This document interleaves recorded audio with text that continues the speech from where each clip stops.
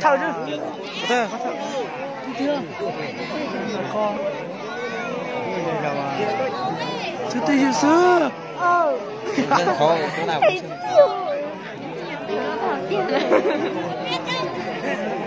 thấy không đâu mà. Đó là cái gì coi đâu mà. Không mà.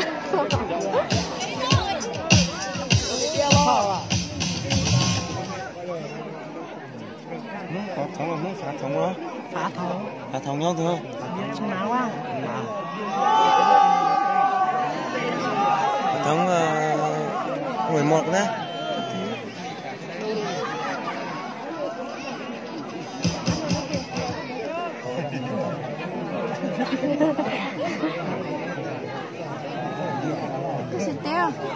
Đi vào nó, mà cho nên nhớ là nó.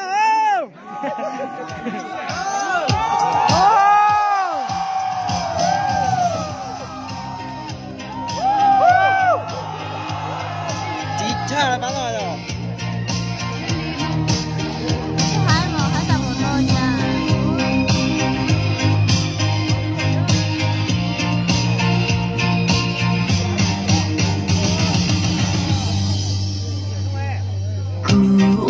rộn rau có chi dân lý đâu có lại rong rêu có cái sai muôn đi chỉ có nó khi sao đã chi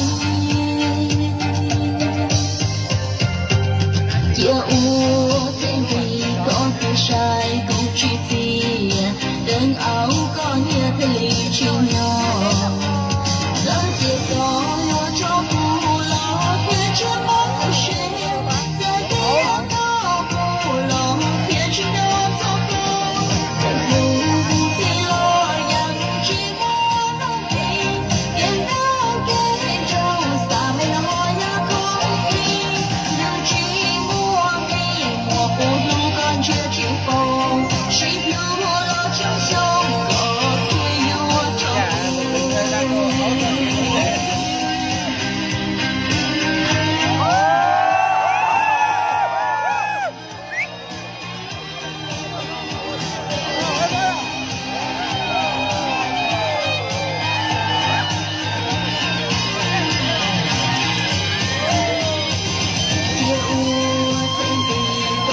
sai cũng chỉ vì đơn áo có nghĩa thì chỉ nhỏ đã tiếc rồi yêu cho cô lo kia chưa mất chỉ rồi tiếc nó cô lo kia chỉ nhớ cho cô thật luôn thì lo yang chỉ muốn nó ngày cao cái trong xa mây lo ya không đi nhưng chỉ muốn đi mùa cô du con chưa chỉ